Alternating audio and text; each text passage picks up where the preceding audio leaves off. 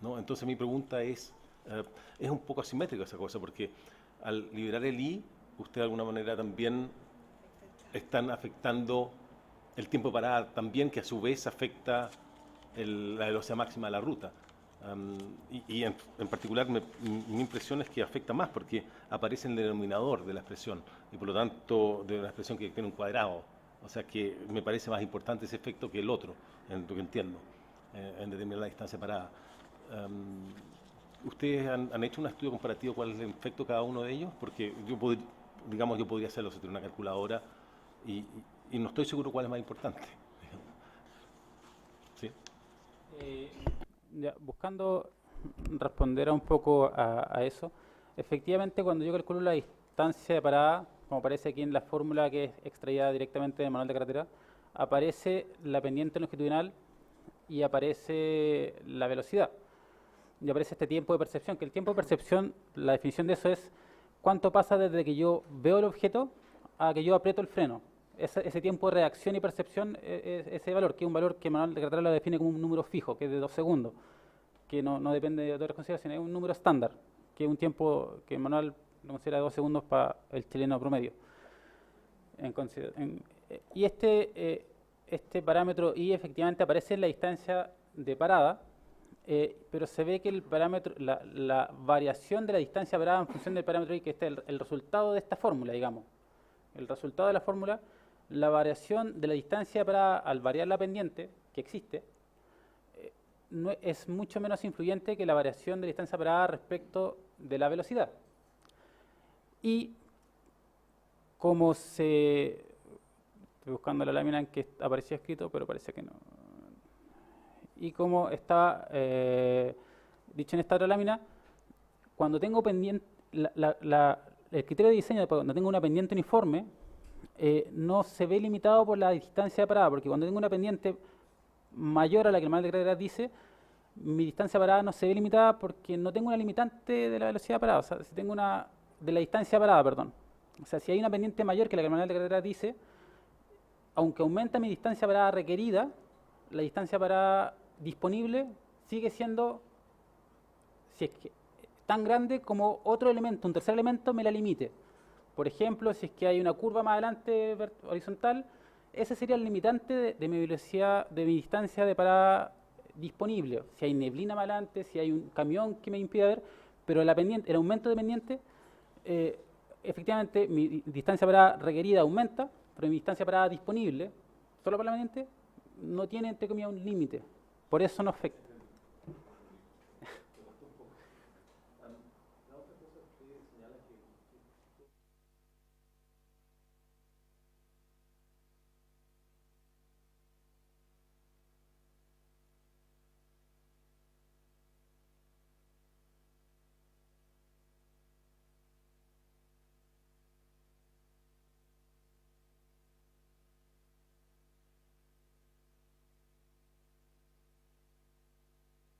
La sociedad concesionaria. Y mi pregunta ahí es, um, ¿aceptará el inspector fiscal este tipo de cosas o va a imponer condiciones mucho más restrictivas que impedirían usar eso? Porque el inspector fiscal no siempre acepta ese tipo de trabajos, digamos, en la vía por el peligro que podría haber o otras dificultades. ¿Hay un compromiso de eso acá o es una cosa simplemente una posibilidad teórica? No, es más bien una teoría, efectivamente. Yo creo que en el caso a caso se verá y posiblemente cuando estemos cerca de los 2,5 metros de diferencia, pudiera ser que el inspector fiscal considere un sobreancho un poco mayor. La verdad que desconocemos eso, pero es un ejercicio geométrico más que nada. Eso. No sé si acotar algo yo. Bueno, es que también podría acotar que evidentemente la metodología de trabajo la define la sociedad concesionaria como que ellas desean hacer las cosas, pero estas láminas, que ejemplo que tengo acá yo puestas, son láminas que son extraídas del manual de señalización de tránsito, son láminas oficiales dentro de los documentos técnicos que se utilizan en forma regular para, por ejemplo, señalizar desvío de tránsito y generar desvío de tránsito. O sea, es, es práctica quizá habitual. es de ese desnivel. Diría que es práctica habitual, ¿puedo decir eso? ¿No?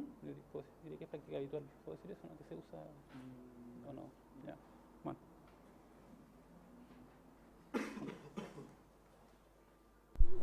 Aprovecho a seguir con lo mismo. Por lo tanto, estos proyectos de desvío que usted plantea aquí no se podrían hacer en el sector de la Cuesta Las Cardas, porque ¿eh? No se podrían, tendrían que ser los que plantea la concesionaria. En el sector de las Cardas sí, tendría que hacerse con una especie de bypass temporal en toda la zona en que haya que modificar. Claro, eso quería verificar.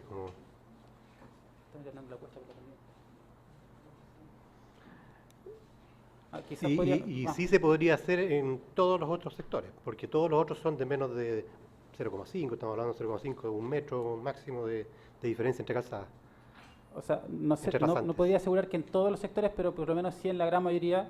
Y quizás como un punto importante que no queda plasmado en la presentación, es que en la Cuesta Las Cardas, en el sector en que hay una pendiente mayor a la que el manual dice, no hay ningún problema de curvas verticales. El problema de curvas verticales se concentra principalmente en el sector más bien llano del proyecto, no en la cuesta en sí.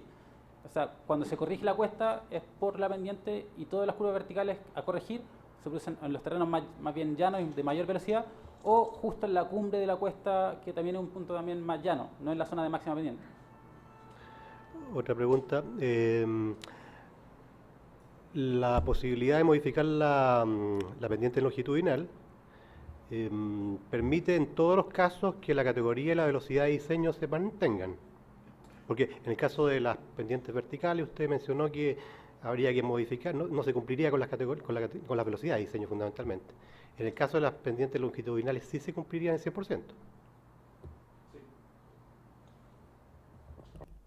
O sea, las modificaciones de pendientes longitudinales permitidas en el anexo 4 permiten, y en todos los casos, cumplir con la velocidad de diseño establecida en el contrato original. O sea, permiten cumplir con la velocidad establecida en el contrato bajo el contexto de la utilización generada por el director de vialidad respecto de cuando se le propuso hacer este parámetro. Bajo ese contexto. O sea, el director de vialidad va a tener que aprobarlas. Es decir, porque va a tener que aprobar esas modificaciones esa relajación, entre comillas, de la pendiente longitudinal igual. O sea, el director de vialidad se le presentó y ya lo aprobó. Ya lo aprobó. Ya lo aprobó con esa... Con la consideración adicional, por ejemplo, colocar defensa muy alta y cosas por el estilo. Resguardar en este caso, resguardar la distancia parada. Ya. Correcto. Lo otro es que entiendo que el plan de desvío todavía no lo discuten porque están recién en la etapa, en el proyecto versión A, proyecto de ingeniería definitivo. O sea, el proyecto de ingeniería definitiva va en versiones más avanzadas de la versión A. Ya existen proyectos, pero sí, efectivamente, el plan de desvío de tránsito en esta zona aún no ha sido objeto de discusión. Perfecto. Terminamos esta primera etapa y les damos los 15 minutos para que preparen su contraexposición.